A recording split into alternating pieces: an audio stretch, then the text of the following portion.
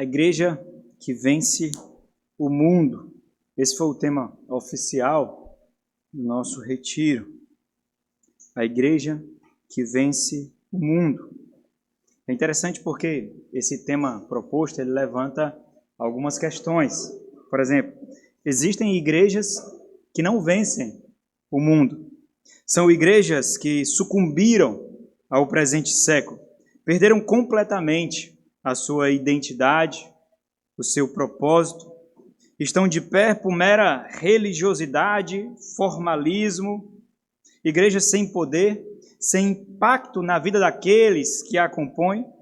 Igrejas sem qualquer relevância espiritual.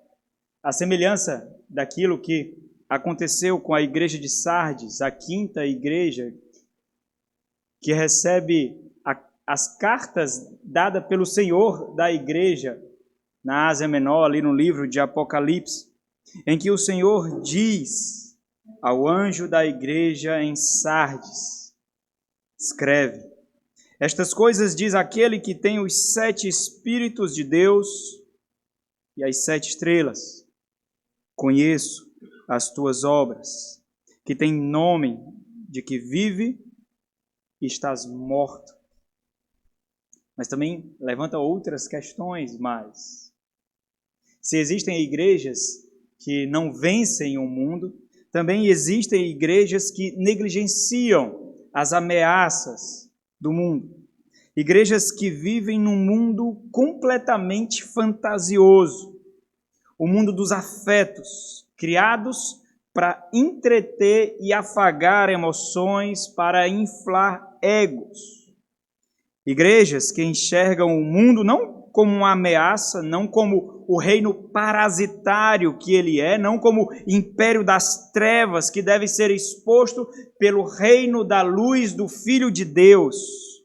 Igrejas que enxergam o mundo como um playground, um grande parque de diversões, onde nós podemos, nessa feira da carnalidade, colher à vontade, nos banquetear, porque, afinal de contas, o Senhor nos fez para sermos felizes e gozar desses prazeres.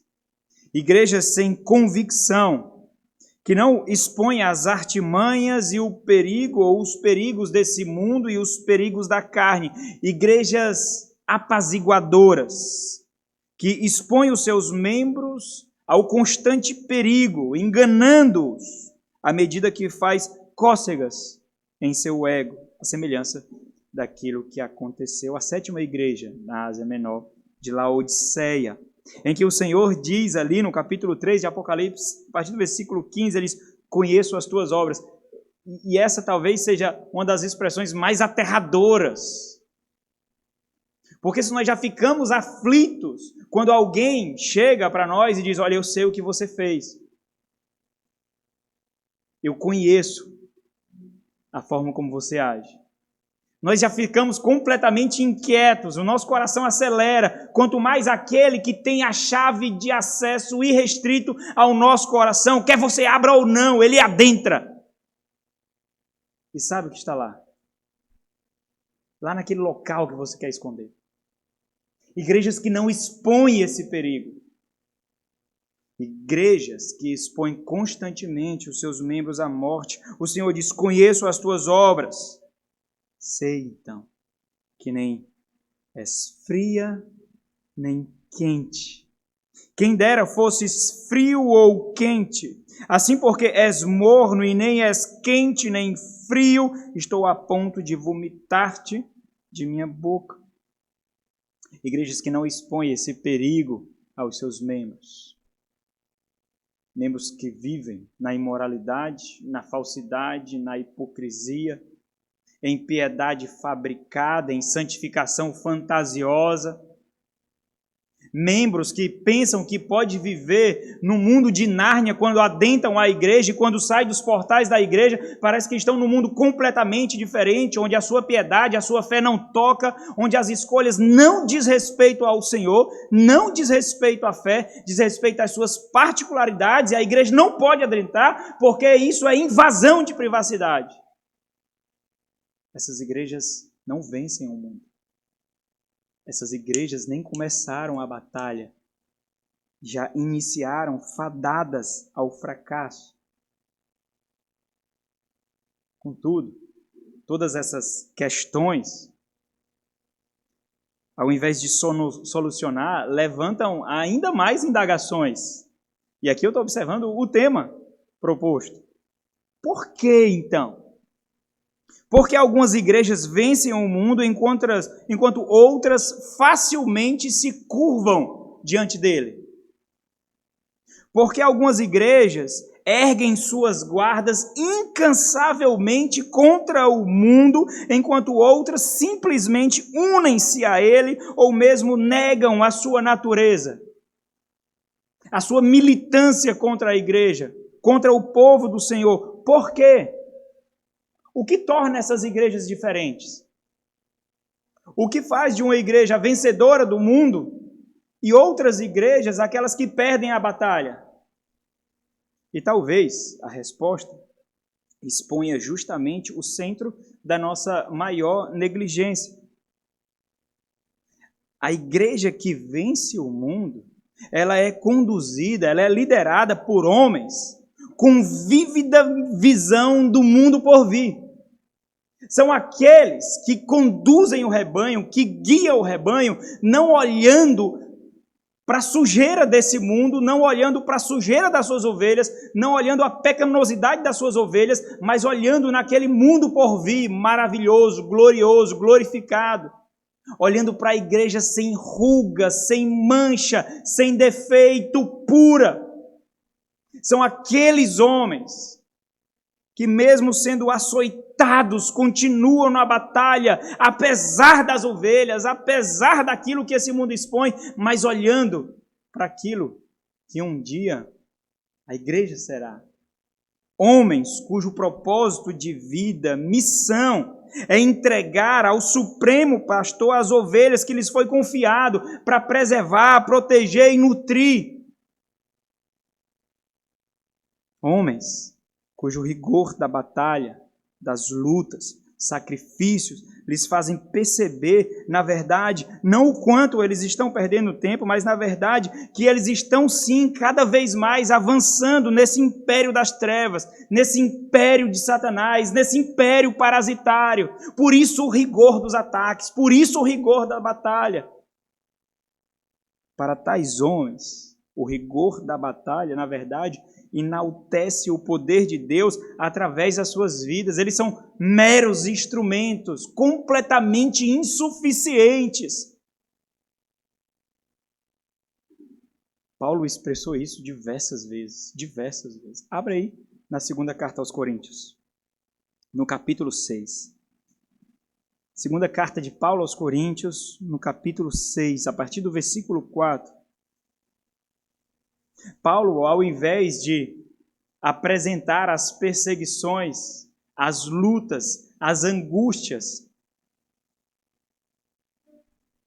como algo que ele deveria chorar, sofrer, na verdade, é um instrumento para o enaltecimento do poder de Deus.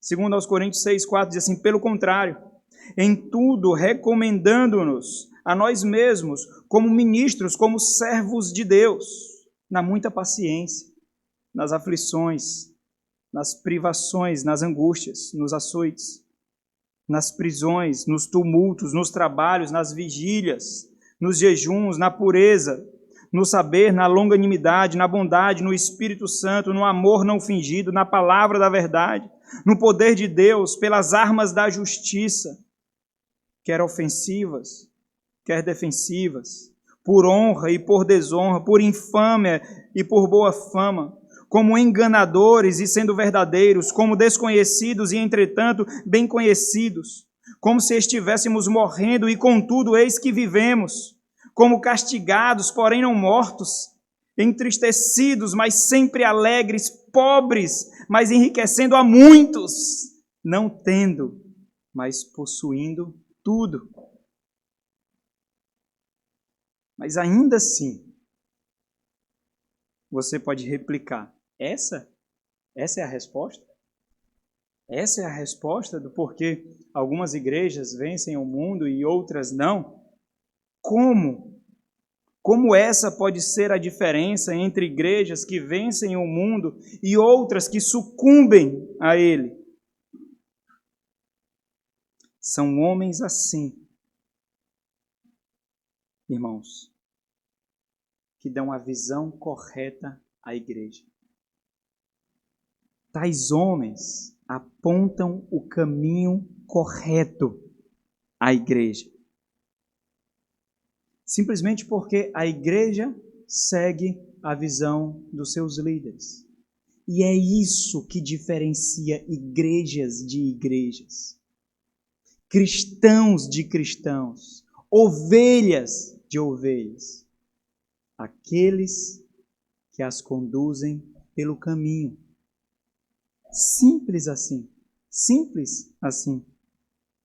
Por isso, líderes sem convicção, líderes sem ousadia, líderes frouxos, líderes sem coragem, não forjarão igrejas que vencem o mundo. Líderes sem convicção, na verdade, forjarão igrejas de algodão doce e tais igrejas morrerão no primeiro sopro quente que esse mundo der.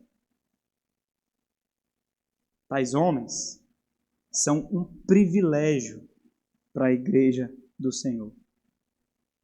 Homens cuja reflexão é sóbria, é dependente, cientes de que eles são apenas veículos frágeis, falhos, carentes, e à medida que eles instruem as ovelhas da carência delas, da fragilidade delas, da pecaminosidade delas, mais eles conseguem enxergar os seus pecados, as suas falhas, e constantemente questionam ao Senhor: por que eu, Deus? Por que eu, Senhor? Porque me escolheste como instrumento, se meu coração é tão sujo, tão duro, tão podre? Por que eu? Porque quanto mais eles veem o coração daqueles que eles pastoreiam, mais eles veem o seu próprio coração. Mais as suas falhas são gritantes. Diante de quedas, de tropeços, de pecados, os constantes questionamentos, acusações da carne e sussurro de Satanás. Tu pregaste contra isso e caiu nessa armadilha, por quê? Homens falhos, fracos, e isso só torna ainda mais evidente de que eles são apenas instrumentos para a exibição do poder daquele que é o Senhor da igreja. Do poder de Cristo. Abra em 1 Timóteo. Essa é a reflexão de Paulo, escrevendo a Timóteo, seu filho na fé. 1 de Paulo a Timóteo, no capítulo 1, a partir do versículo 12. Homens que conhecem da onde foram tirados e como agora são feitos instrumentos para levar mortos à vida. 1 de Paulo a Timóteo, no capítulo 1, a partir do versículo 12, Paulo dá o testemunho a Timóteo, como que dizendo a Timóteo: é isso, Timóteo, olha para o meu testemunho, olha para a minha vida, combate aí o bom combate, segue a estrada, luta, porque é glorioso, essa batalha é gloriosa, esse combate é glorioso. Paulo diz: sou grato para com aquele que me fortaleceu, Cristo Jesus, nosso Senhor, que me considerou fiel, designando-me para o ministério.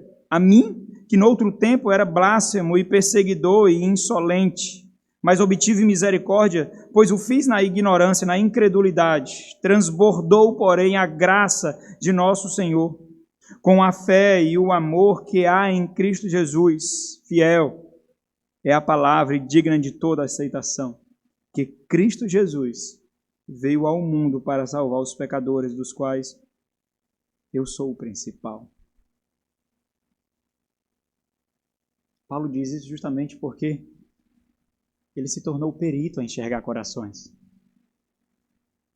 Ele se tornou perito a enxergar almas defeituosas.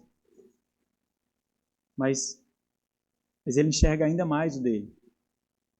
Por isso, quanto mais próximo ele se aproxima do Senhor da igreja, mais ele vê as manchas na sua alma, os resquícios do velho Adão preso em seu coração. A igreja que vence o mundo é conduzida por líderes cuja visão é do mundo por vir. Eles não pastoreiam a igreja, eles não lideram a igreja para esse mundo. Esse mundo está morto, esse mundo está fadado ao fracasso, esse mundo está em frangalhos, esse mundo está apodrecendo, esse mundo está derrotado. Ele não instrui homens para esse mundo. Ele instrui olhando para o mundo por vir. E constantemente esses homens, esses líderes, endireitam a visão dessas ovelhas, dessas igrejas, para o alto. Porque constantemente esse mundo tende a nos reconquistar. Constantemente. As investidas são intensas, sorrateiras, maliciosas e sagazes. E constantemente nós tropeçamos, nós deslizamos, nós vacilamos constantemente. Mas temos, não todos, alguns, têm o privilégio de serem pastoreados e conduzidos por tais homens, que muitas vezes pleiteiam lutas em anonimato por nós. Privilégio de serem agraciados como dons de Deus para a sua edificação espiritual, na condução desse vale da sombra da morte, que é esse mundo, para a eternidade. Um exemplo muito claro disso é a relação de Paulo e Timóteo com a igreja de Éfeso. É impressionante o quanto nós observamos a dedicação de Paulo ali em constantemente endireitar a visão e o caminho daquela igreja.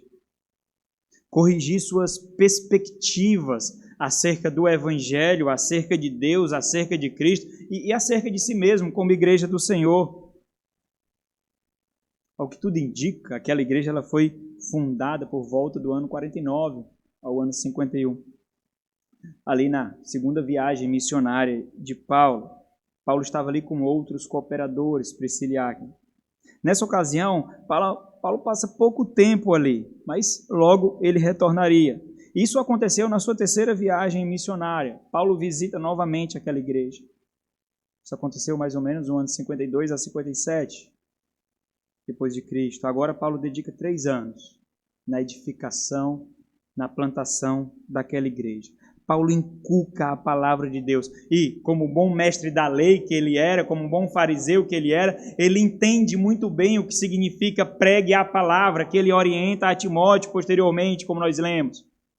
Ele sabe que tem que inculcar, encurralar os crentes com a palavra de Deus em todos os aspectos para que os seus pecados se tornem ainda mais indesculpáveis. Não porque ele é grosso, não porque ele é bruto, mas porque ele tem piedade de suas almas e ele sabe qual é o destino daquele que é obstinado.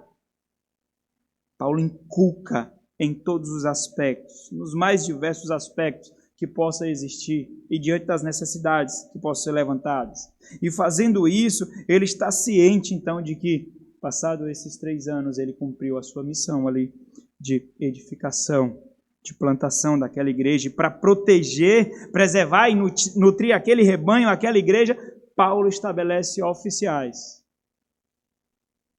Porque ele entende que foi assim que o Senhor organizou o seu povo na nova aliança. Ovelhas precisa de pastores. Um rebanho precisa de líderes. E assim ele o faz. Paulo parte dali para continuar a sua missão, lutando em outros frontes, travando outras batalhas, mas o Espírito Santo inquieta novamente. O Espírito Santo inquieta e Paulo percebe a necessidade de, mais uma vez, ajustar a visão daquela igreja.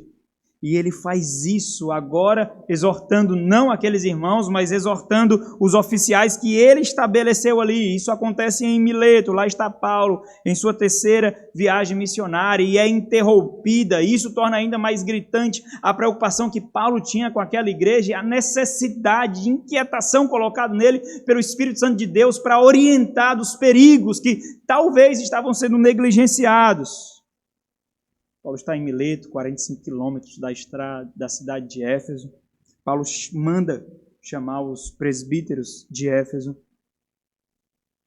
Paulo então os adverte de que eles enfrentariam ameaças. Ameaças internas, ameaças externas. Eles iriam se deparar com lobos vorazes, devoradores, e também com falsos profetas, homens que iriam maquiar as suas heresias, as palavras de morte como se fosse o verdadeiro evangelho. E com isso, Paulo os encarrega, passando para eles o bastão, e agora sim ele entende missão cumprida, e ele coloca eles mesmos, aqueles oficiais, aqueles presbíteros, como testemunho de que Paulo fez aquilo que foi encarregado a ele de fazer, apontando o caminho, mostrando os declives, mostrando os buracos, mostrando as armadilhas, mostrando os perigos. E Paulo diz, portanto eu vos protesto, eu coloco vocês mesmos como testemunhas no dia de hoje, de que estou limpo do sangue de todos, porque jamais deixei de vos anunciar todo o desígnio de Deus. No entanto, mais uma vez,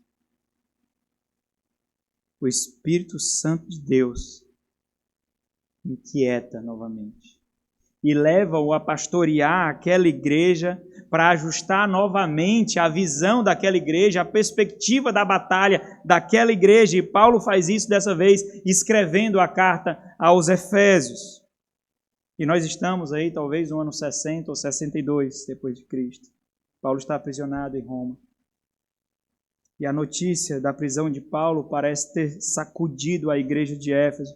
A igreja está desanimada, a igreja pensa que juntamente com a prisão de Paulo, o evangelho também foi preso, a obra de Cristo também foi presa, e isso causa um desânimo àquela igreja, e Paulo então concede àquela igreja uma perspectiva espiritual. Paulo os exorta para que eles pudessem usar aquilo que eles receberam, embora não tivessem fazendo uso, que eram seus olhos espirituais para enxergar aquilo que outros não conseguem enxergar. As batalhas nas regiões celestiais, muito além da superfície. E aí que nós vemos o consagrado capítulo 6 da carta de Paulo aos Efésios, quando ele fala da armadura de Deus. Quanto ao mais, sede fortalecidos no Senhor e na força do seu poder. Revesti-vos de toda a armadura de Deus para poderdes ficar firmes contra as ciladas do diabo. Observa, Paulo corrigindo a visão. Aquele desânimo, aquele temor, aquela apatia, na verdade, era uma cilada do diabo para eles caírem, para eles fraquejarem, embora eles não tivessem conseguido ver isso. Porque a nossa luta não é contra o sangue e contra a carne, e sim contra principados e potestades, contra dominadores deste mundo tenebroso, contra as ameaças espirituais do mal nas regiões celestiais. Alguns anos se passam, 10 anos de Mileto, 4, 5 anos da carta que ele envia aos Efésios. Paulo, mais uma vez, é inquietado pelo Espírito Santo de Deus. E ele percebe que aquela igreja está em apuros. Na verdade, aquela igreja estava dando os seus últimos suspiros de vida, estava agonizando a morte, naufragando em imoralidade e em heresia, com a fé fingida, conduzida por ídolos falsos, estavam naufragando completamente no mar desse mundo. Aquela igreja deixara de ser um lugar da habitação e da presença especial do poder de Deus e se tornou uma agência de Satanás para acomodar demônios, pregadores de falsidades, afagadores do ego. E para socorrer aquela igreja, o que Paulo faz? Paulo faz justamente aquilo que nós estamos refletindo. Paulo envia um homem. Paulo envia Timóteo, um homem de ousadia, um homem com ousadia e com coragem, encharcado com a visão do mundo por vir. Esse é o remédio para a enfermidade de uma igreja que sucumbiu ao mundo, uma igreja que perdeu a batalha, uma igreja que está naufragando. homens com visões do alto. No entanto, irmãos, tais homens também são feridos na batalha. Tais homens também são machucados.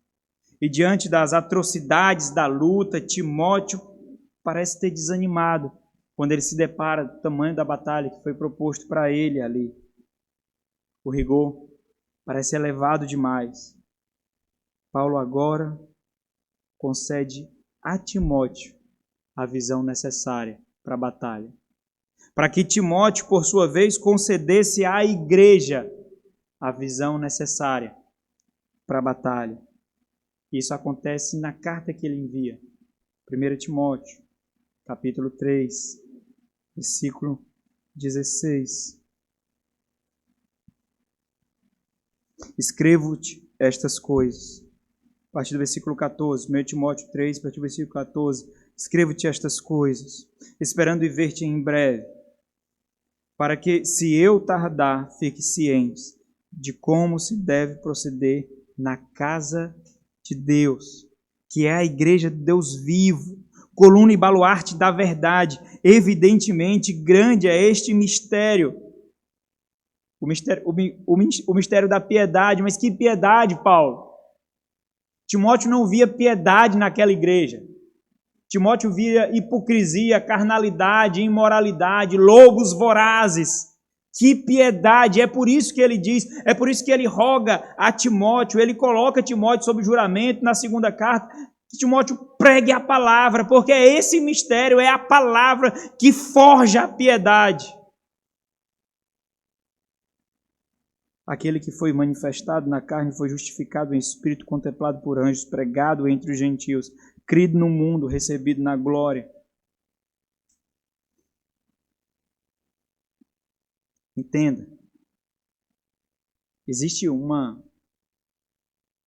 para a gente concluir, existe uma imensa deficiência na atual geração que nós vivemos.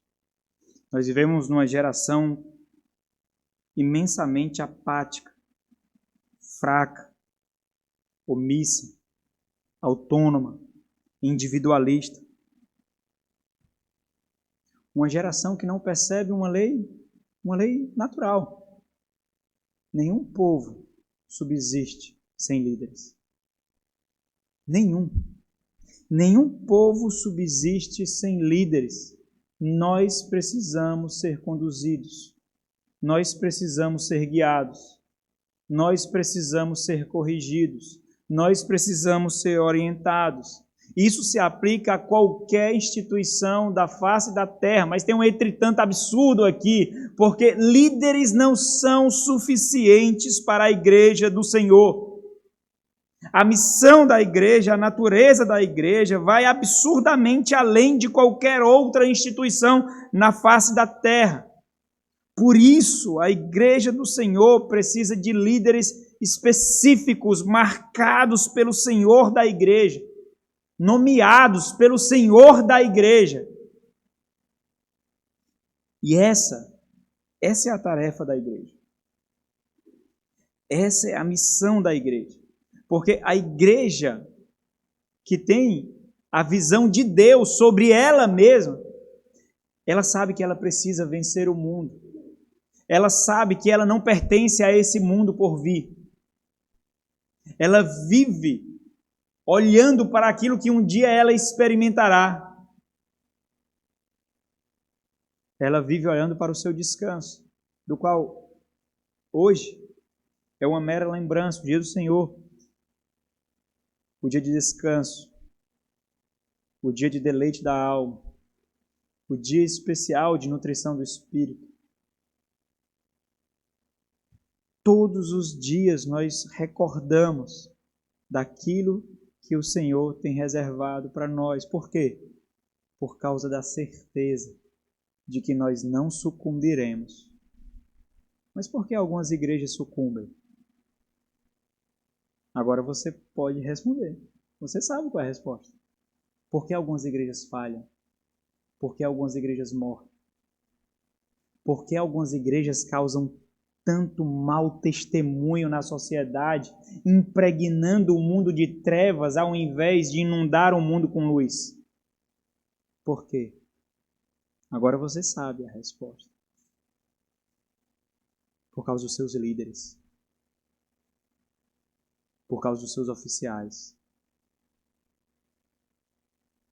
Porque negligenciaram a tarefa de identificar as marcas de Deus para então separá-los para o ofício. E é dessa forma que a igreja vencerá o mundo. A igreja que vence o mundo é conduzida, é liderada por homens com vívida visão do mundo por vir. E essa é parte da responsabilidade da igreja. Experimentar aqueles que anseiam. Experimentar aqueles que desejam. Entendendo que esse próprio desejo pode ser um impulso da carne ou um apontamento de Deus. Experimentar, testar. Cabe à igreja local identificar e reconhecer publicamente tais homens, honrar tais homens. E é isso que nós vamos fazer essa noite. Homens que foram forjados na prensa dessa igreja, na prensa da igreja local. Homens que foram testados e aprovados no dia a dia comum e ordinário da nossa igreja. Homens que engrossarão a fileira de proteção, preservação e nutrição da igreja. Quando nós observamos que Deus nos concedeu a graça de poder identificar nesse meio tais homens, nós entendemos que Deus tem derramado graça sobre nós. Deus tem nos abençoado de sobremaneira. Então vamos orar para darmos continuidade. Senhor nosso Deus,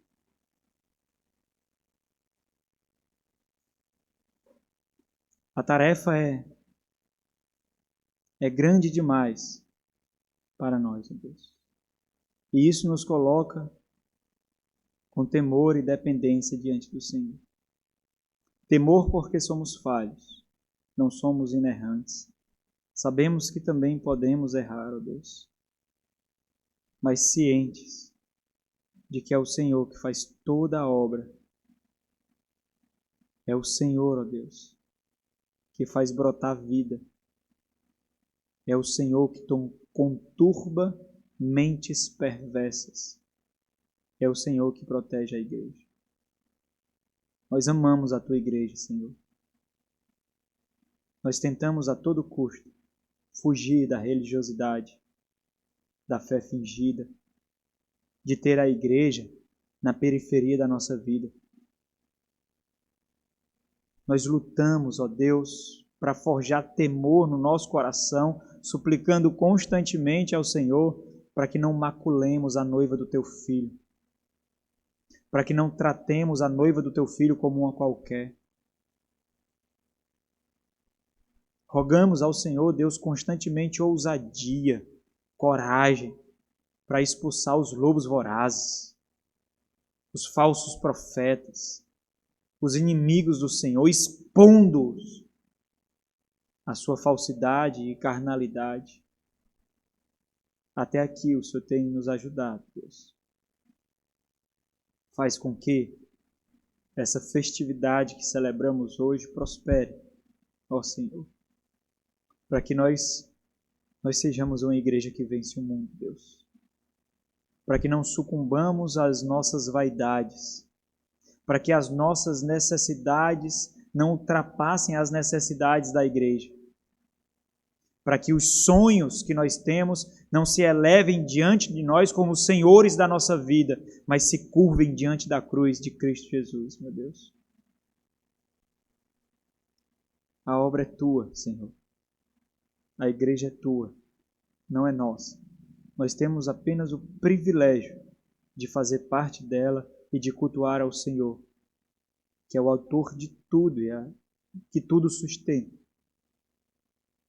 Em nome de Jesus, com muito temor no coração, mas também muito gratos, nós oramos a Ti. Amém.